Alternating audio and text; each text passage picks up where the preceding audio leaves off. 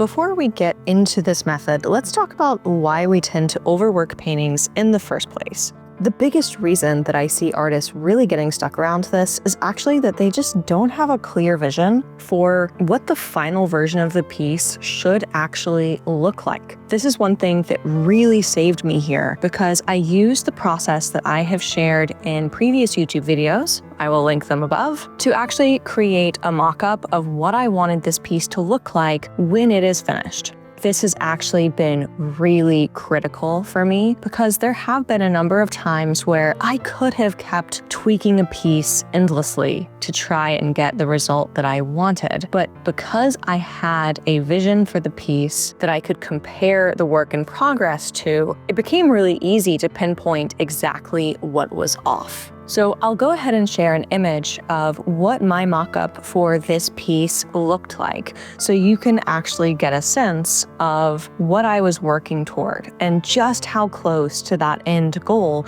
I actually got with this particular piece. Now, as you could imagine, seeing this piece side by side with, say, the final, how it was pretty easy to know that I was done. Basically, if I really like the mock-up and my painting looks like the mock-up, I should stop painting.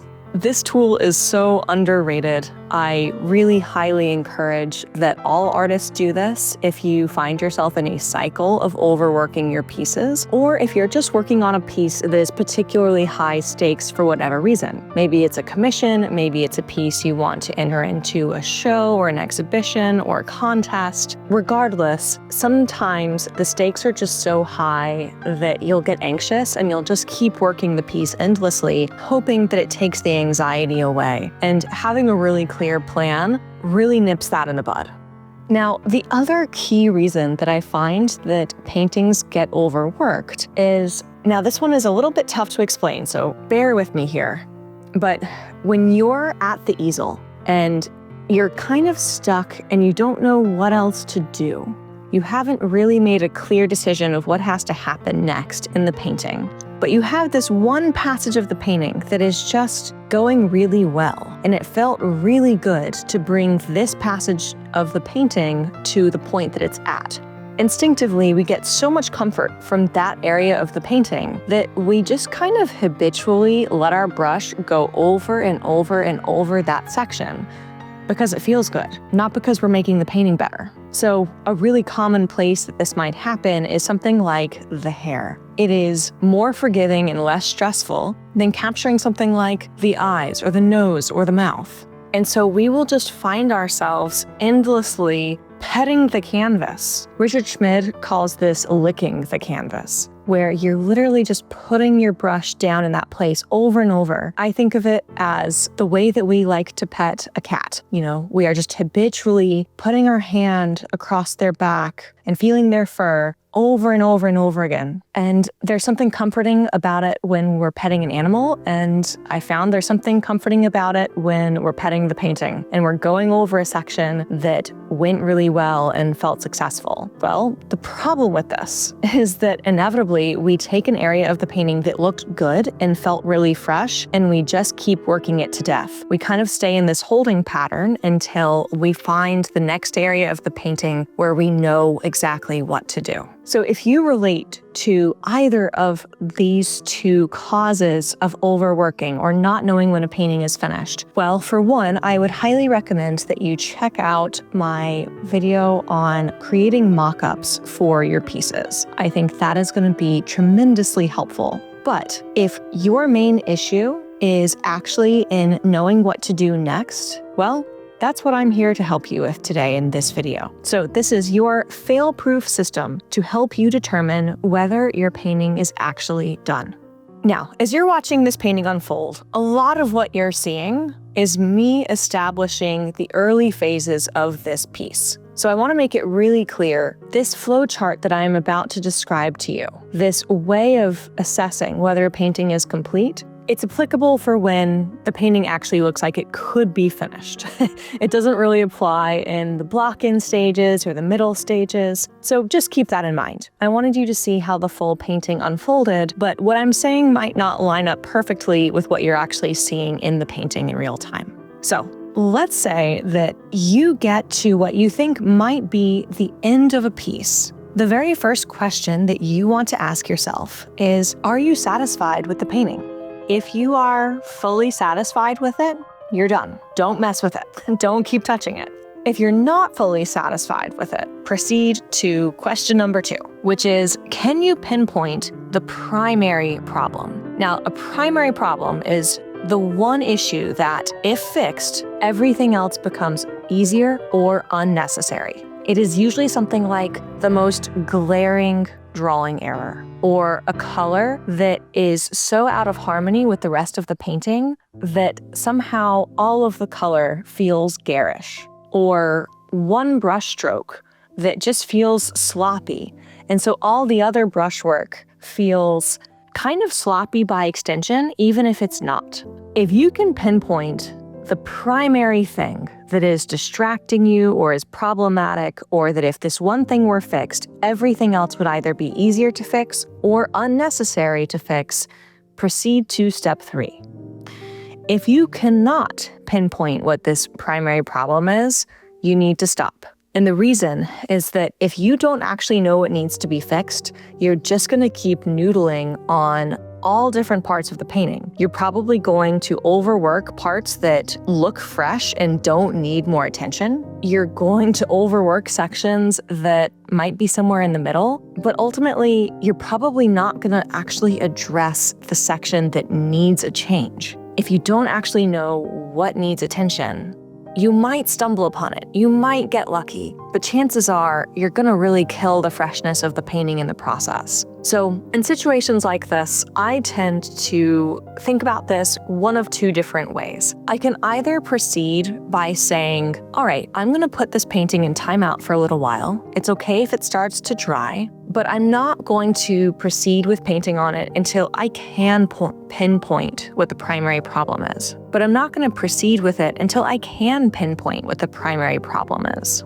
So maybe the painting sits for a few days or a few weeks or a few months, but I will say the other possibility here is that you just let the painting be done. Here's why I say that.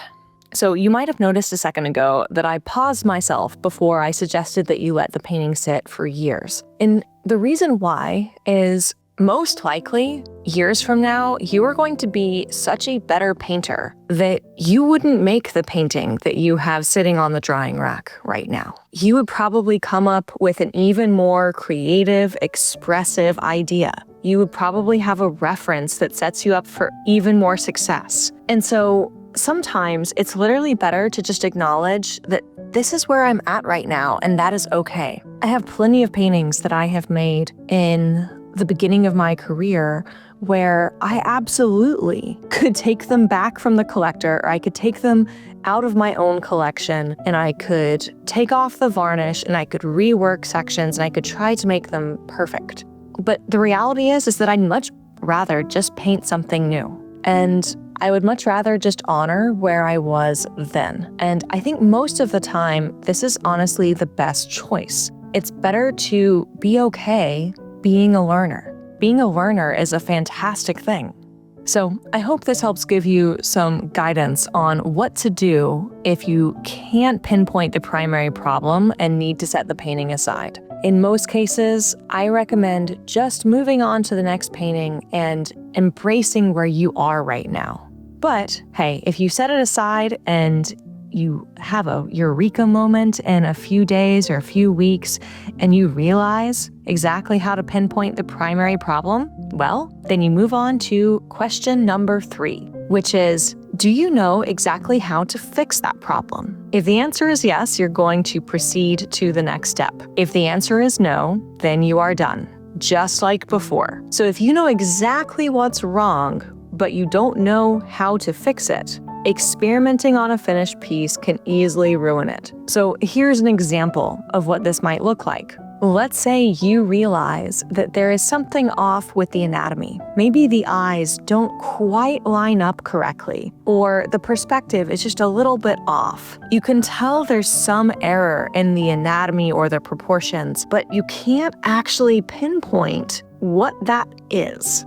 So you don't know if the eye needs to become a little bit bigger or move a little bit up or a little bit to the side. You're just guessing. You know there is a problem, but you don't know what the solution is. Well, if you tried to fix it, it would essentially be the same scenario that I described in the previous step, where you're just going to endlessly change things and hope that you stumble on the correct answer. And that is a recipe for frustration and also putting a lot more work into the painting that ultimately is probably going to kill the freshness that you have. If you realize there's an error, the best thing you can do to preserve the feeling of looseness or painterliness or freshness in the piece is to fix it in one go. And this brings me to question number 4, which is, do you know what the correct technique is to solve the problem? If you do, go ahead and apply it. If you don't, stop.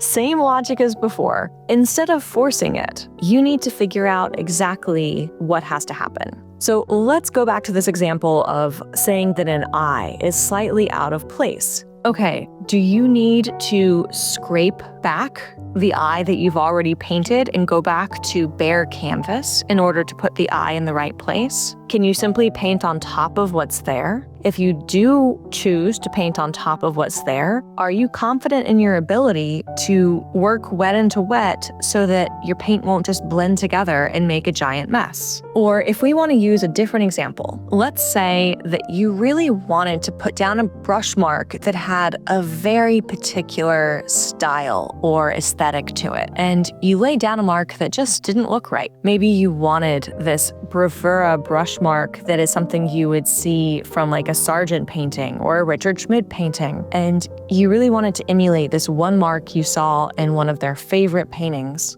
and you gave it a go, and then your mark just really fell short. Well, you basically need to prove to yourself that if you're going to fix your brushstroke, that you can actually put down the brushstroke that you want. If you do not know that you can actually get that mark down, like if there's a certain texture of the mark you're wanting to achieve, or if you want the mark to effortlessly lift off the page or blend with the paint underneath it in a particularly aesthetic way, you want to be able to know that you can actually pull that off before you start working into a painting that is nearly finished, that you've put all of this effort and care into. Because if you get it wrong, you're liable to get into the cycle of trying again and again and again and making a mess of that section. Now, there is one more trick I have up my sleeve when it comes to this stage of the flowchart here that we're creating. If you don't know the correct technique to use to solve a particular problem you're running into, say you're not sure what brush to pick up, or how much medium to use, or how to hold the brush to apply a certain mark you want to make, something that is very technical in nature. Instead of just forcing it or guessing, one tool that I like to recommend is to actually do a really small study to practice that technique before you try and apply it to the final painting. So in the example where maybe you need to move an eye, all right, go ahead and grab a scrap piece of linen, paint the eye the same way you have it painted on your piece right now, and just zoom into the eye area. And then actually practice the technique you want to try to shift that eye over. Figure out if it makes more sense to scrape the eye away or to simply paint on top of the paint that you already have down. Or in the example of wanting to emulate a particular kind of brush mark. All right, go ahead and grab your scrap piece of linen and put down the brush mark that you're trying to achieve. Repeat this until you know you can actually get the kind of brush mark or the kind of texture or the exact color that you're trying to mix. Then, if you go back to this question of, do I know what technique I need to use to solve this problem? The answer should be yes, and you should be able to just confidently apply what you have learned onto your painting. It might add some extra steps because you are intentionally doing a little practice run on the side, but ultimately it should actually save you more time because you are not working and overworking your beautiful piece that you want to bring to a finish. Similarly, let me give you a couple of options you can use if you get stuck on any of the previous steps. So let's say, for example, you cannot pinpoint what the primary problem is in the piece. This is question number 2. in the flowchart here. This is where having a mock-up of what the final should look like really comes in handy, because all you have to do is look at your piece next to the mock-up and play spot the difference. This is great because it's something that you can do yourself. You don't have to wait for another artist to take a look at your painting for you. In fact, it's one of the tools that I suggest to my students most often because it really empowers them to solve problems in their paintings without needing to wait for me to swoop in and save their paintings for them. So if they have their mock-up and their painting in progress right next to one another, they can really easily identify things like, I think the forehead is a little bit too high in mine, or okay, I think there's too much contrast, or my colors are not quite muted and subtle enough, especially in this particular area of the painting, or okay, I think the texture of my brushwork is getting a little bit distracting in this particular area of the piece. So you might notice that this would be really useful for question number 2, can you pinpoint the primary problem? And question number 3, do you know exactly how to fix it? Playing spot the difference allows you to pinpoint what that primary problem is, and simply by asking very basic questions like, is the difference in the drawing, or the value control, or something about the color, or something about the texture, winds up distilling something that's really ephemeral and nebulous and hard to pin down into something that's very cut, dry, and actionable. And then finally, when you go on to question number 4, do you have the right technique to solve the problem? Well, that just comes down to simply doing some practice runs of solving that particular issue. One final tip that I want to share, and this is a little bit of repetition of an idea that I shared earlier, is I think it's very helpful in my experience, both at the easel and in my experience teaching, that you avoid, quote, fixing areas of a painting that don't actually have a problem. By using this flowchart that we've essentially put together, it should really force you to only fix the areas of the painting that actively have problems and allow you to keep the areas that are working really well, fresh and vibrant and loose. So if you take away only one thing from this video, and I hope you have more takeaways than one, but just in case, if you take away one thing, it would be do not fix things that are not broken. Do not continue to work into areas of a painting that already feel good just because putting your brush in that area feels good. Now, at the end of the day, learning how to stop is a skill in and of itself. It requires willpower, it requires a clear, logical thought process, it requires being able to detach yourself emotionally enough so that you can really see the painting clearly and not make an emotional decision about whether or not to keep going. And getting better at that is like building a muscle. It takes repetition. It takes getting comfortable with it. But I hope that with this method, you will have not just a clear, structured way to determine if your painting is done, but you'll also have a workflow that you can use to get that skill of finishing, that muscle, stronger and stronger. Now, if you found this process from this video today really helpful, I would highly encourage you to join me for my free live webinar on Monday, that's March 10th at 1 p.m. Eastern. I'm going to be exploring more of this logic, but I'm going to be attaching it to the full start to finish journey of how to find your unique voice of expressive oil painting and to loosen up and break free from overworked, tight, photorealistic work once and for all. Plus, I'll be answering your questions live in real time. Like I mentioned at the beginning of the video, spots are limited, so go ahead and sign up now using the link in the description. And let me know in the comments of this video, what for you is the hardest part of knowing when to stop painting? Have you ever regretted not stopping sooner? Let's talk about it below. All right, I look forward to seeing you all on Monday's webinar, and until the next YouTube video or until the webinar, happy painting.